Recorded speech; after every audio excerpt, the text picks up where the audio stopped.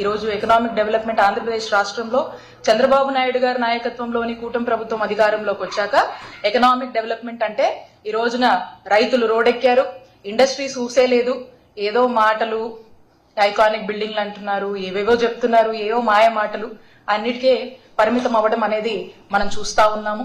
అలానే economic development గురించి కనుక వస్తే వారు ఎంచుకున్నటువంటి కొంతమందికి వాళ్ళని డెవలప్మెంట్ చేయడమే ఎకనామిక్ డెవలప్మెంట్ అని కూటమి ప్రభుత్వం మనకు చెప్తోంది. At the same time social development అని కనుక మనం చూసినట్టయితే కూటమి ప్రభుత్వం కనుక డిఫైన్ చేయాల్సి వస్తే వెల్ఫేర్ అనేది అసలు వెల్ఫేర్ అంటే వాళ్ళకి గిట్టదని అనిపిస్తుంది.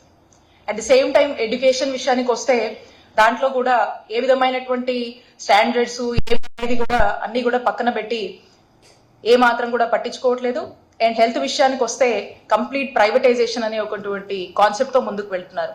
And when comes to political development అని కనుక మనం చూసినట్టయితే గుడ్ గవర్నెన్స్ ఇందాక మనం చెప్పుకున్నాం కదా, కూటమి ప్రభుత్వం దృష్టిలో మాత్రం ఈ పొలిటికల్ డెవలప్మెంట్ అంటే implementation of red book politics అని స్పష్టం చేస్తా ఉన్నారు. ఇవి కూటమి ప్రభుత్వానికి సంబంధించి చంద్రబాబు నాయుడు గారి నాయకత్వంలో ఓవరాల్ స్టేట్ డెవలప్మెంట్ ఏంటంటే ఈ 3 అంశాల మీద వాళ్ళు ఏ మాత్రం కూడా పట్టించుకోకుండా వాళ్ళు ఫిక్స్ చేసుకున్నటువంటి ఒక ఎజెండా, వాళ్ళు ఫిక్స్ చేసుకున్నటువంటి ఒక ఎయిమ్తో వాళ్ళు ముందుకు వెళ్ళడం అనేది మనం చూస్తా ఉన్నాం. నేను ఎందుకు ఇవన్నీ కూడా చెప్తా ఉన్నానంటే ఈ రోజున మనం చూస్తా ఉన్నాం when I talk about social development it constitutes health అనేది ఒక అంశం. దాంట్లో when I talk about health ఈ రోజు ద లీస్ట్ నెగ్లెక్టెడ్ స్టేట్ ఏదైనా ఉందంటే కూటమి ప్రభుత్వంలో చంద్రబాబు నాయుడు గారి నాయకత్వంలో ఆంధ్రప్రదేశ్ రాష్ట్రంలో health is the most neglected subject అని చెప్పొచ్చు. ఎందుకంటే the greatest wealth is health అని మనం భావిస్తాం.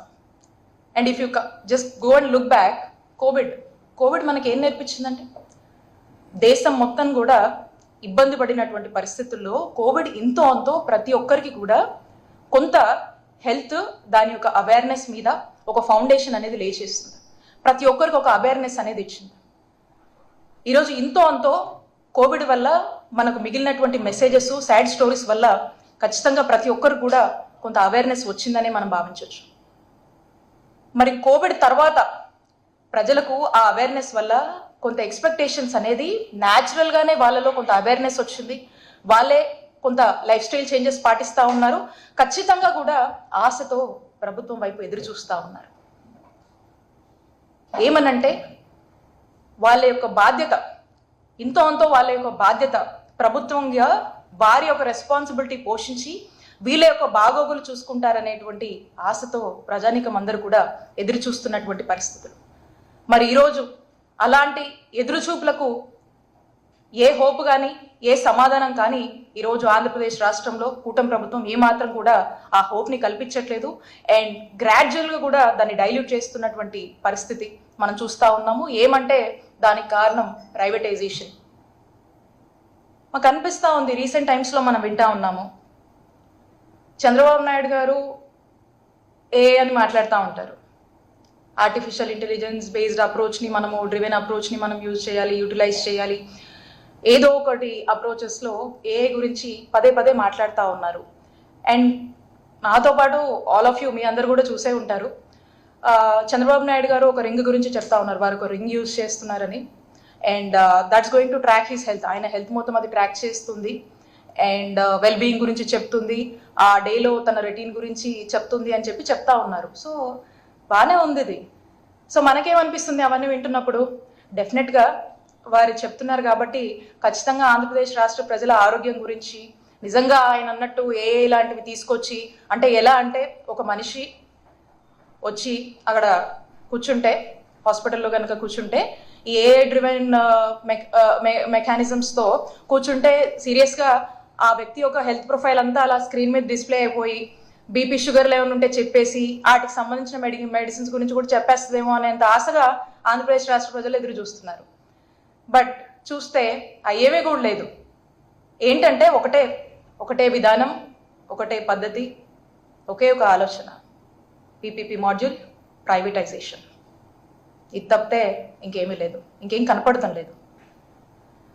సో అంతలా మీరు పెద్ద మాటలు చెప్తూ మరి చెప్పేదానికి చేసేదానికి సంబంధం ఉండదు. అక్కడే మనకు కాంట్రడిక్షన్ వస్తుంది, అక్కడే మనకు కాన్ఫ్లిక్ట్ వస్తుంది. ఎందుకంటే చెప్తుంది ఒకటి మీరు, చెప్పిన ఏ మాట మీద కూడా మీరు నిలబడట్లేదు. బట్ వేరేజ్ ఇన్ టర్మ్స్ ఆఫ్ యాక్షన్ అస్సలు లేదు. ఇదే మోసం నడుస్తూ ఉంది, ఇదే మాయం చేస్తూ ఉన్నారు. ఈ రోజున మనం చూస్తున్నట్టయితే ఎన్నో అంశాలు ఉన్నాయి. ప్రతి దాంట్లో ప్రతి సెక్టర్ గురించి మనం మాట్లాడచ్చు. But I'm talking about health and especially medical colleges. ఒక నాయకుడు ఒక భావి తరం కోసం, భావి తరాల కోసం, వాళ్ళ యొక్క భవిష్యత్ కోసం, భవిష్యత్తులో వాళ్ళ యొక్క ఆరోగ్య సేవల గురించి ఆలోచించినప్పుడు ఒక చక్కటి టెరిషరీ కేర్ సర్వీసెస్ని ఎక్కడో ఈ రాష్ట్రంలో ఉన్న వాళ్ళు ఇంకో రాష్ట్రం మీద డిపెండ్ అవ్వాల్సినటువంటి అవసరం లేదు. నా రాష్ట్ర ప్రజలు దేశంలో ఉన్నటువంటి ఇతర రాష్ట్రాల కన్నా మిన్నగా ఈ రాష్ట్రంలో వైద్య సేవలు నేను కల్పించాలి అనేటువంటి ఒక దూరపు దృష్టితో, ఒక గుడ్ ఫోర్ఫ్రంట్ వ్యూతో ఆలోచించినప్పుడు, ఒక 1000 మైళ్ళు వేగంగా ఆలోచించినప్పుడు, ఒక మైల్తో మనం మొదలు పెట్టాలని చెప్పి ఒక స్టెప్తో మనం మొదలు పెట్టాలి, మనం అంత ఫోర్ఫ్రంట్ వ్యూతో మనం ఆలోచిస్తున్నప్పుడు అనే దానికి ఒక ఆలోచనకు శ్రీకారం చుట్టాలనేటువంటి ఒక ఆలోచన చేసి రాష్ట్రంలో, నాకు తెలిసి దేశంలో ఎక్కడా ఎన్నడూ లేనటువంటి ఒక గొప్ప ఆలోచన, ఏ రాష్ట్రం కూడా చేయనటువంటి సాహసం మన నాయకుడు జగన్మోహన్ రెడ్డి గారు జగనన్న ప్రభుత్వంలో వారు వచ్చినటువంటి మొట్టమొదటి రోజు నుంచి కూడా ఒక గొప్ప ఆలోచన చేసి రాష్ట్రంలో 17 గవర్నమెంట్ కాలేజీలు తీసుకురావాలనేటువంటి ఒక గొప్ప ఆలోచన చేసి సుమారు 8,500 కోట్ల బడ్జెట్ని దానికి కేటాయిస్తూ 3 phases వీటిని డివైడ్ చేసుకుని ఇవన్నీ కూడా అందుబాటులోకి తీసుకురావాలి. వైద్య విద్యని అభ్యసించేటువంటి ఎంతో మంది విద్యార్థులను ఆశతో చూస్తున్నటువంటి వారి యొక్క కలల్ని సాకారం చేయాలి. ఎంతో మంది డాక్టర్స్ని ప్రొడ్యూస్ చేయాలి. ప్రతి జిల్లాలో మనం ఏదైతే చూస్తూ ఉంటామో, మనం వింటూ ఉంటాము, బయట ఎక్కడికి వెళ్ళారమ్మా అంటే బయటకు వచ్చేసరికి కార్పొరేట్ హాస్పిటల్ చూపించిన వాళ్ళు అపోలో లాంటివో ఏజీ లాంటి హాస్పిటల్స్ చెప్తారు. ప్రతి జిల్లాకు ఒక అపోలో హాస్పిటల్, ప్రతి జిల్లాకు ఒక ఏజీ హాస్పిటల్ లాంటి ఒక కార్పొరేట్ స్థాయి వరల్డ్ క్లాస్ స్టాండర్డ్స్ తో ఉన్నటువంటి హాస్పిటల్స్ ని ఏర్పాటు చేయాలనేటువంటి ఒక గొప్ప ఆలోచనతో అడుగులు వేశారు జగన్మోహన్ రెడ్డి గారు. మరి ఈ రోజున అంత గొప్ప ఆలోచనతో ఎందుకు వేశారంటే, ఇక్కడ సూపర్ స్పెషాలిటీ వైద్య సేవలు ఆ ప్రాంత ప్రజలకు అక్కడే అందాలి. అక్కడున్న ప్రాంత ప్రజలు బయటికి రావాల్సినటువంటి అవసరం ఏర్పడకూడదు. అంటే ఫ్యూచర్లో అక్కడే మళ్ళీ వాళ్ళకు వైద్య సేవలు అందించే డాక్టర్స్ని కూడా మనం అక్కడే వైద్య విద్యని పెంపొందిస్తే అక్కడే మనకు డాక్టర్స్ ఉంటారు, స్టాఫ్ ఉంటారు, చదువుకోవచ్చు, అక్కడే హాస్పిటల్ ఉంటుంది, అక్కడే వైద్య సేవలు అందుతాయి ఫ్రీగా. ఇవన్నీ నాణ్యమైన వైద్య సేవలు అక్కడే అందుతాయి, ఎక్కడికి పోనవసరం లేదు అనేటువంటి ఒక ఆలోచనతో ఒక కాంప్రిహెన్సివ్ హెల్త్ కేర్ని డెవలప్ చేయాలి. Health care for all, universal health for all, comprehensive health care for all, ఇవన్నీ ఆస్పెక్ట్స్ మనసులో పెట్టుకొని ఒక గొప్ప ఆలోచన చేసి మరి హెల్త్లో అనేక రిఫార్మ్స్, అనేక రెవల్యూషనరీ రిఫార్మ్స్ తీసుకొచ్చి అడుగులు ముందుకు వేశారు. మరి ఈరోజు ఏమవుతుంది? అలాంటి భవిష్యత్తు ఉన్నటువంటి మెడికల్ కాలేజ్ల పరిస్థితి ఏమవుతా ఉంది? ఈ రోజున సుమారు ఒక్కో జిల్లాలో మనం తీసుకొచ్చినటువంటి మెడికల్ కాలేజ్ సుమారు ఒక్కటి కూడా ప్రతిదీ ఒక 50 ఎకరాల పైనే ఉంటుంది.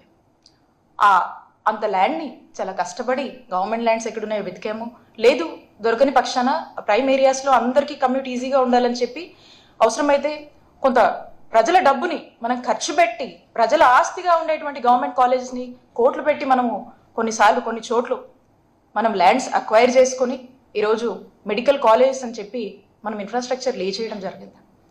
మరి ఇలాంటి కాలేజెస్ని 3 phases కింద మనం తీసుకొచ్చి ఫస్ట్ ఫేజ్ కింద ఏవైతే 5 మెడికల్ కాలేజెస్ మనం అనుకున్నామో, ఆల్రెడీ ఈ 5 మెడికల్ కాలేజెస్ మనం ఉన్న టైంలోనే విజయనగరం, రాజమండ్రి, ఏలూరు, మచిలీపట్నం, నంద్యాల మనం ప్రారంభించడం జరిగింది. ఆ తర్వాత ఉన్నటువంటి నెక్స్ట్ ఫేజ్కి సంబంధించి పాడేరు, అందులో కొన్ని 50 సీట్లు వచ్చాయి. అదేదో మనం చేశాం కాబట్టి కొంత అది ఆ 50 సీట్లకు సంబంధించి నడుస్తూ ఉంది. ఇక పులివెందులకు వచ్చిన ఎన్ఎంసీ పర్మిషన్స్ కూడా మాకొద్దని చెప్పి లెటర్ రాసినటువంటి ఘనత, అంతటి దుస్సాహసం, అలాంటి నీచ చరిత్రనే చెప్పొచ్చు ఆంధ్రప్రదేశ్ రాష్ట్రానికి, కూటమి ప్రభుత్వానికి దక్కుతుంది.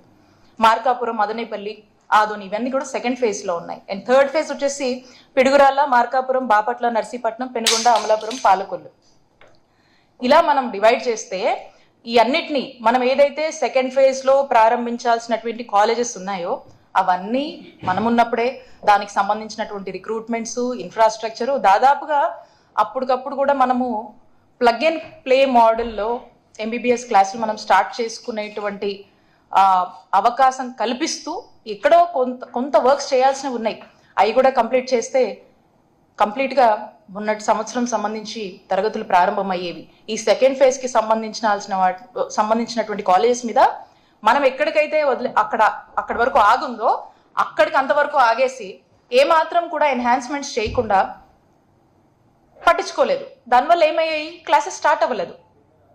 కొంత ఎఫర్ట్స్ కనుక వాళ్ళు పెట్టి కనుక ఉండుంటే ఖచ్చితంగా అవన్నీ ప్రోగ్రెస్ లో ఉండేవి. ఇప్పుడు ఏం చేస్తున్నారు, ఈ సెకండ్ ఫేజ్ కి సంబంధించినటువంటి కాలేజెస్ ని, అలాగే ఈ థర్డ్ ఫేజ్ లో మనం అనుకున్నటువంటి కాలేజెస్ ని అన్ని కూడా ఇవన్నీ ప్రైవేటైజేషన్ పద్ధతిలో ఇవన్నీ కూడా ప్రైవేట్ సంస్థలకు అప్పగించేటువంటి ఒక ప్లాన్ వేశారు.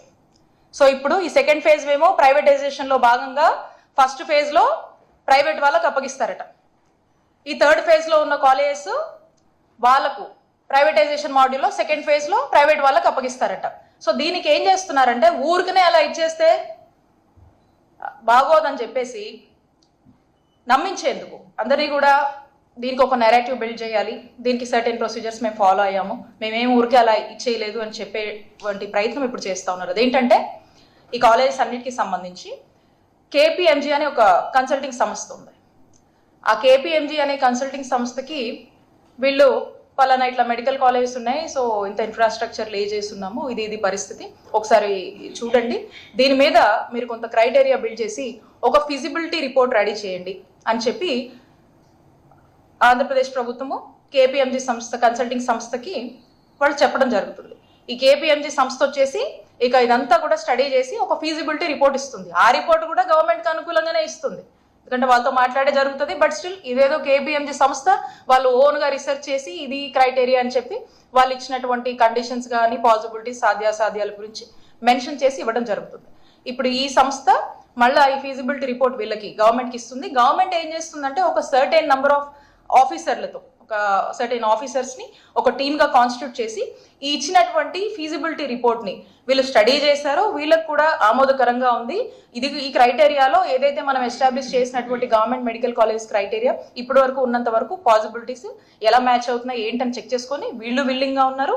KPMG సంస్థ ఇచ్చినటువంటి ఏదైతే పాసిబిలిటీస్ రిపోర్ట్ ఉందో ఈ రెండు కూడా మ్యాచ్ చేస్తూ ఇప్పుడు it's all fine, let's go, ఇక టెండర్కి వెళ్దాము అనే దగ్గర ఇప్పుడు ఈ యొక్క స్టేటస్ ఉంది.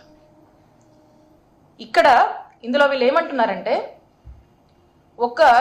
ఈ రోజున మీకు తెలుసు ఒక ప్రైమ్ ల్యాండ్ ఒక ఎకరం ఎంత ఉంటుంది, కోట్లలో ఉంటుంది, 1-2 కోట్లు ఖరీదు చేసేటువంటి ఒక ప్రైమ్ ల్యాండ్ ఎకరం ల్యాండ్ని ఈ రోజున వీళ్ళు ఎకరం ల్యాండ్కి KPMG సంస్థ కానీ గవర్నమెంట్ కానీ ఏం చెప్తున్నారు, ఈరోజు ఎకరానికి 100 రూపాయలట, lease or rent what ever it is, ఎకరానికి 100 రూపాయలు. అంటే ప్రతి గవర్నమెంట్ కాలేజ్ మనం 50 ఎకరాల్లో కట్టడం జరిగింది. ఈ 50 ఎకరాలకు సంబంధించి అంటే 100 రూపాయల ఎకరం కంటే సుమారు ఇక 5,000 రూపాయలకి, అంటే సంవత్సరానికి 5,000 రూపాయలు, 5,000 రూపాయల వరకు కూడా ఇస్తే సంవత్సరానికి ఒక 50 ఎకరాల్లో నిర్వహించినటువంటి ఇంత ఖర్చుతో 500 కోట్ల వ్యయంతో మనం ఖర్చు చేసి కడుతున్నటువంటి ఈ మెడికల్ కాలేజ్ 5,000 రూపాయలు సంవత్సరానికి చెల్లిస్తే 33 ఏళ్ళకి లీజుకి ఇస్తారంట. 33 ఏళ్ళకి ఫస్ట్కి ఇచ్చి ఆ తర్వాత ఆటో రెన్యువల్ కింద మళ్ళీ ఒక 33 ఏళ్ళకి ఉంటుంది. అంటే మొత్తం 66 ఏళ్ళకి ఈ యొక్క లీజుని ఇస్తూ మరి ఈ యొక్క ప్రైవేటైజేషన్ మాడ్యూల్లో ప్రైవేట్ వారికి అప్పజెప్పేటువంటి ఒక ప్రయత్నము మరి ఆంధ్రప్రదేశ్ రాష్ట్రం కూటమి ప్రభుత్వం చేస్తుందని చెప్తా ఉన్నాను.